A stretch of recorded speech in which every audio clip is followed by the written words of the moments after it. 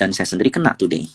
Boleh dibilang kayak flow-nya itu sebenarnya tadi pagi tuh oke banget, cuman nggak tahu kenapa sesi 2 semuanya banting gitu. Bukan sesi 2 sih, sesi 1 akhir itu udah mulai nggak bener semua. Dan bukan cuma saham Doit, semua saham, even saham-saham penny stocks juga di closing itu juga banyak yang ketampar semua gitu. Bukan ini loh, bukan cuma saham blue chip loh, penny stocks even gitu. Nah, ini mungkin kalau aku kasih lihat saham-saham yang oke boleh kali bro ya, yang ada di pantauanku yang umum gitu. Ya, boleh. Nah, jadi saya sih perhatiin ya, saham-saham yang ada di depan saya ini boleh dikatakan akumnya bagus. Yang ISAT nggak jadi deh, agak beresiko karena volatil. ISAT saya hapus deh.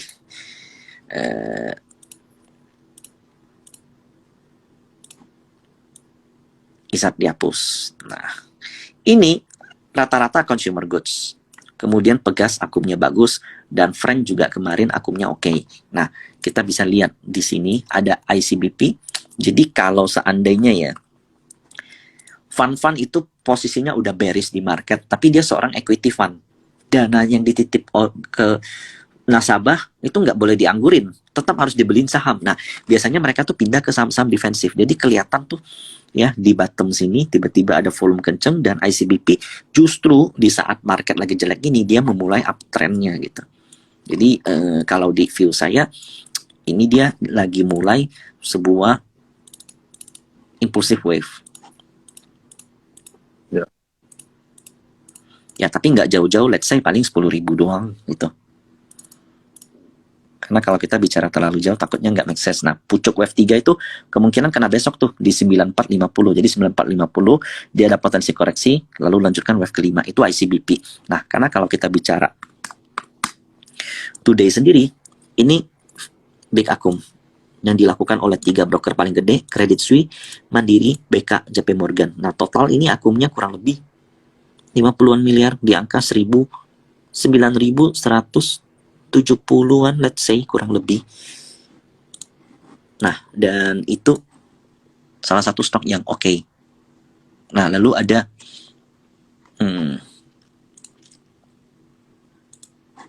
mungkin Pegas deh, kita lihat deh. Meskipun dia turun ya, terkoreksi, tapi koreksinya Pegas itu wajar. Pertama, itu menyentuh areal resisten di atas. Nah, kemudian koreksinya Pegas ada potensi kalau dia balik ke swing low di bawah tuh 1006. Nah, di 1006 I think itu will be a good price, karena per today aja Pegas itu masih diakum oleh foreign. Ini 1760-37 bio kelihatan lumayan gede. Tapi kalau untuk beli boleh nggak? Jawabannya boleh, tapi dengan porsi kecil dulu. Jadi kalau teman-teman semua nanya, saham-saham yang bagus boleh nggak sih kita cicil? Jawabannya boleh banget, tapi ya dengan porsi yang kecil, itu aja. Nggak usah berharap cuan-cuan gede dulu di market begini. Nah, lalu Friend juga, dia nggak bisa ngelewat resisten, terkoreksi sebentar, I think di 80, itu next dia bisa balik ke support kemarin di 80. Dan ini udah mulai ada volume-volume besar di sini, dan itu which is menarik karena Friend ini udah termasuk salah satu saham yang terkoreksi cukup dalam ya, dari pucuk di 168, dan ini udah menunjukkan tanda-tanda bottoming itu gitu. Jadi saham yang ada itu sebenarnya nggak begitu banyak sih. Nah, kalau ISAT dibahas ya oke lah. ISAT juga tuh Bumi, Mike, tuh banyak yang request. boleh. Banyak yang request Bumi. Jadi Bumi. Jadi Bumi ini kan ya ini tuh resisten, kelihatan jelas nih. Ya, ini di resisten, nggak bisa lewat nih. Kalau dia udah bisa lewat ini nih, enak nih. Nah, volume juga masih oke. Nah, today, besok kan bakal nyentuh EMA 200 tuh menarik. Sebenarnya kalau Bumi bicara teknikal agak-agak geli-geli kali ya. Ini bosnya harusnya nggak ngeliat teknikal nih. Tapi ya, kalau kita ngelihat flow, balik 60 itu areal kemarin banyak yang beli gitu. Areal breakout awal lah. Areal flow awal muncul gitu. Jadi di 65 sampai 60 itu menarik untuk Bumi. Nah, ingat ya. Ini bisa aja balik gocap. Jadi ya gunakan porsi yang kecil gitu. Karena tadi kita juga ada cerita kalau seandainya di atas inilah, di atas level 73 itu udah bakal banyak seller, dan ini kelihatan nih muncul nih di atas 73 nih. Tapi saya cukup confident kalau seandainya 60 ketahan. Jadi kalau 60 ketahan itu oke untuk bumi. Kalau break 60 ke bawah ya udah, berarti bye-bye dulu. Tapi ini ya salah satu saham yang biasanya akan jalan kalau market koreksi. Iya, betul. Gitu. Mike, ini kan KRB kan sebentar lagi katanya ya, kita belum tahu pasti ya. Mau buka kan bisa balik normal kan. Nah, ini teman-teman mungkin harus disiapkan nih, maksudnya what do you think nanti begitu ARB berubah jadi 35%? Ya, pasti market akan lebih volatile ya, Mike ya. Karena kan selama ini orang sukanya comfortable. Udah gue beli aja pas auto reject atas gitu kan. Toh eventually besok stop loss gue maksimal 7% gitu kan. Besoknya paling 7% lagi gitu kan. Nah, kita akan segera berhadapan dengan banyak perubahan nih. Pertama, kode asing lokal akan hilang nih ya, Mike ya. Kurang lebih minggu depan gitu kan. Terus juga kita akan berhadapan dengan potentially ARB balik lagi nih, balik normal gitu kan. Nah, jadi saran apa Mike yang mau lu kasih dari sekarang nih ke teman-teman gitu untuk menyiapkan supaya nanti siap nih dengan ARB ini, karena kan kebanyakan mungkin dari teman-teman di sini kan baru mulai tahun 2020 ya Mike ya. Nah, pada saat tahun 2020 itu kan ARB itu sudah 35, 25 dan 7 nih bawahnya semua kan. Nah, jadi what's your suggestion Mike?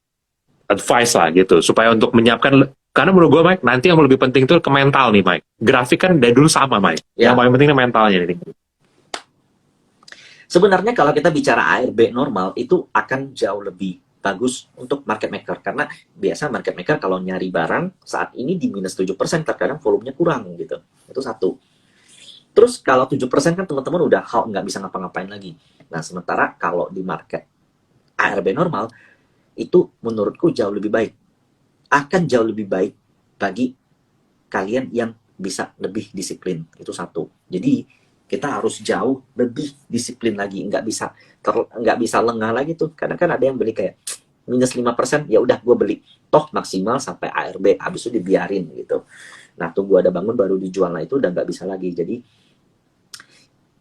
ini satu, kalau seandainya kalian nawar barang, biasakan nawarnya tuh maksimal di minus 7% tiap hari.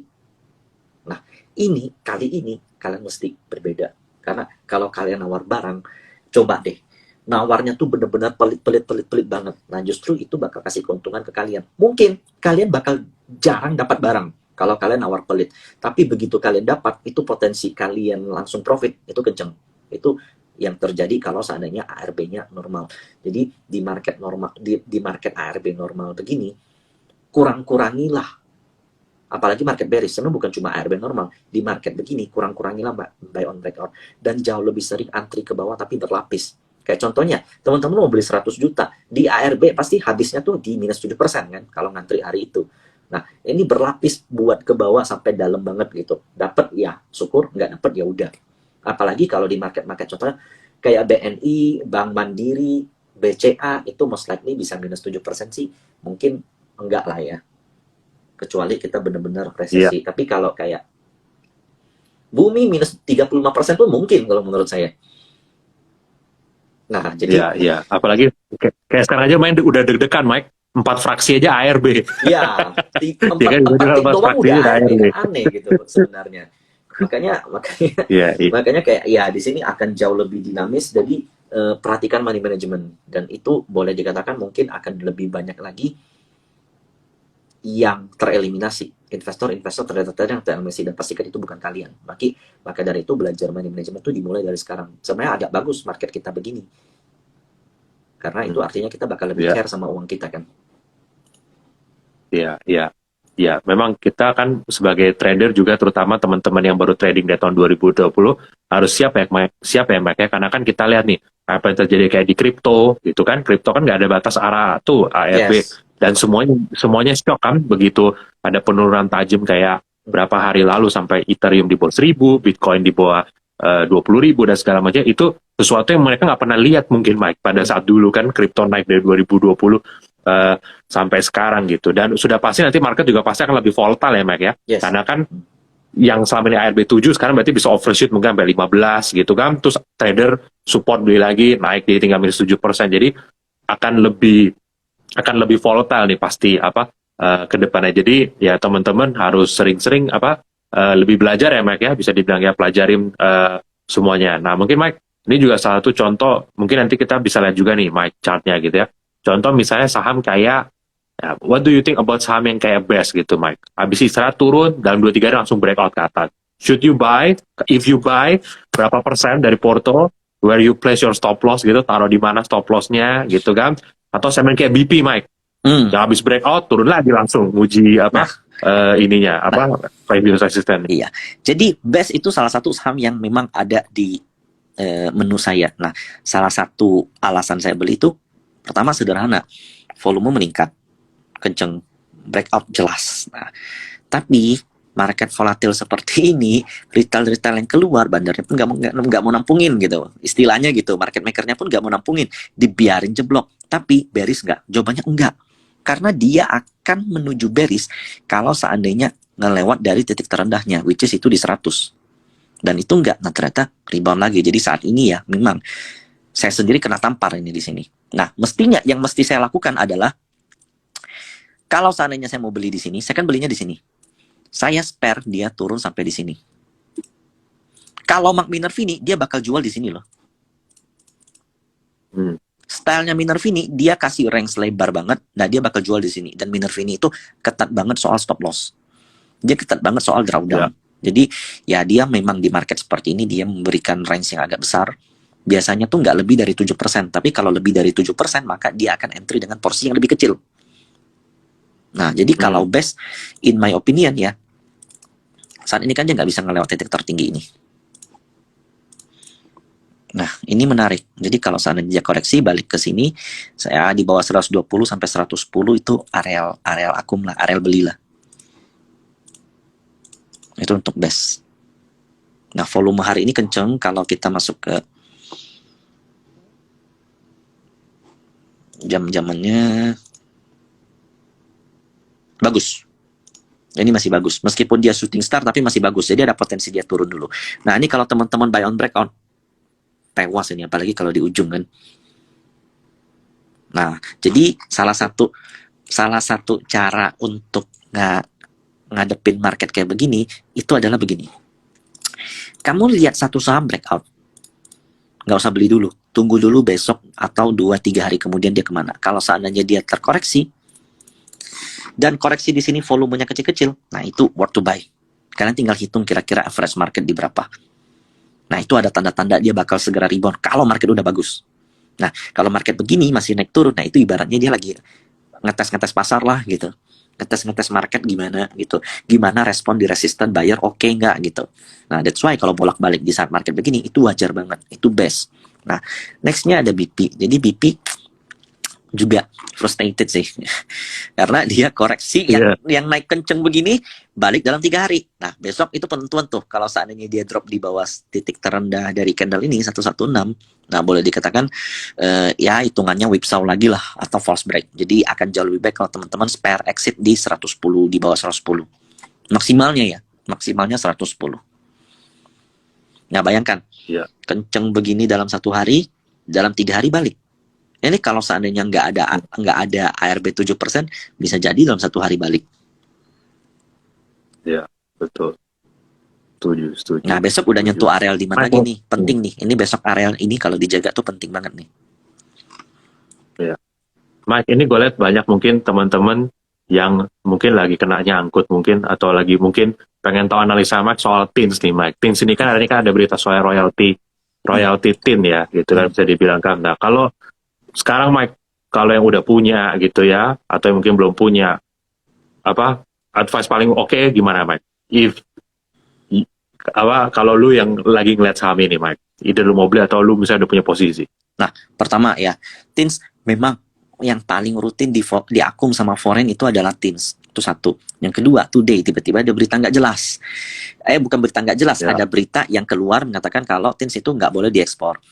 Timah nggak boleh diekspor, which is respon market itu jelek kelihatan di sini. Nah, tapi dia ketahan di MA 200. Nah, besok ya, semet TINS itu ada satu gap kecil di sini yang condong akan ketutup. Tapi kapan? Belum ada yang tahu. Nah, so far ya, kalau seandainya 1615 ini jebol, terakhir itu di 1470 nextnya. Nah, boleh nggak average down di sini. Menurutmu nggak bijak kalau seandainya kita average down di market seperti ini? Akan jauh lebih baik kalau kita buang dulu, lihat respon di sini, kalau dia rebound, nah kita beli. Kalau seandainya dia rebound dan dia balik ke sini, nah itu kan sudah nutup banget pasti. Nah jadi akan jauh lebih baik seperti itu. Jadi 2 titik penting. Besok kalau seandainya break lagi, maka nunggunya di 1480. 1480. Yes. Oke. Mike, tadi kan Mike sempat bilang ya Mike ya. Oke, contoh ISAT. Ini lagi volatile nih kata Mike. Nah, buat Mike di market kayak sekarang, apa definisi dari volatile itu apa Mike? Jadi mungkin teman-teman bisa belajar sama volatile itu kayak apa sih menurut kau Mike? Gitu. Apakah yang setiap hari nyentuh ARB terus dia kuning terus dia ARB lagi, atau sama yang kayak gimana Mike? Yang menurut Mike itu volatile gitu. Sebenarnya volatile itu kan kalau kita berkaca sama definisinya adalah volatilitas. Volatilitas itu pergerakan yang spreadnya tuh jauh lebih kencang, jauh lebih cepat. Nah, tapi kalau di viewku ya, di maksudku volatilitas itu pergerakan yang saham yang pergerakannya acak. Nah, sesi 1 kencang, sesi 2 hancur gitu. Sesi awal hancur, sesi 2-nya kencang. Nah, itulah volatilitas kalau menurutku. Jadi pergerakannya acak, susah dibaca, dan boleh dikatakan ya susah untuk dianalisa. Tapi ISAT itu termasuk salah satu yang menurutku saham yang oke ya kalau di posisi seperti ini ya. Ini keluar MSCI, kemudian ada yang cover, dan ini koreksinya juga masih so-so lah gitu. Iya, I see. Nah Mike, kita terakhir kita akan bahas soal bottom fishing. Ini dari tadi ada yang ngelewat terus di depan layar kita tuh kan, wah TNCA nih rebound kenceng 2 hari ini ya, tapi kita tahu 2 hari ini rebound tapi sebelumnya udah turun parah banget gitu kan ya harganya gitu kan. Nah, dalam kondisi kayak gitu Mike, itu kan saham ideal yang menurut Mike bottom fishing. Apa Mike lebih suka bottom fishing tuh yang supportnya tuh udah ada, jadi di situ kita bottomnya, bukan cari yang lagi pisau jatuh begini Mike ya. Mungkin biar teman-teman nggak salah definisi nih Mike, bottom fishing versi seorang Michael Yeo dalam market sekarang tuh apa? Nah, kalau bottom fishing di viewku itu adalah ketika ini mungkin bottom fishing seorang scalper ya. Nah, enggak kalau seorang swing trader. Karena kalau bottom fishing seorang swing trader itu dia akan mencari areal demand satu, yang kedua dia akan mencari areal base, yang ketiga dia akan mencari di mana areal akum. Nah, salah satu contoh mungkin kita cari yang mudah lah ya, BNI contohnya. Nah, contoh nih BNI nih. Di sini kan ada gap kosong di sini. Jadi ada potensi kalau menurutku gap ini akan diisi. Itu satu. Masalahnya kapan diisinya kita nggak tahu. Jadi akan jauh lebih baik kalau kita nunggu bottoming market. Nah, bottom fishing yang baik di BNI menurutku itu di mana? Kalau seandainya besok 8.000 support, yes support. Tapi apakah support artinya nggak bisa jebol? Enggak, di market seperti ini support itu tempat pemberian sementara. Jadi kalau kalian mau entry dengan porsi kecil, which is doesn't matter. Tapi akan jauh lebih baik kalau dia menyentuh titik-titik penting. Nah, titik-titik penting BNI menurutku itu ada di sini. Ada titik tertinggi. Ini EMA 200 kan pasti bakal makin naik nih nanti. Bakal makin naik. Nah, jadi di 7.500 itulah bottom fishing dari seorang swing trader di BNI. Jadi bisa memakan waktu yang lama, which is bisa sebulan mungkin. Nah, jadi ketika dia menyentuh ini, ada potensi dia rebound.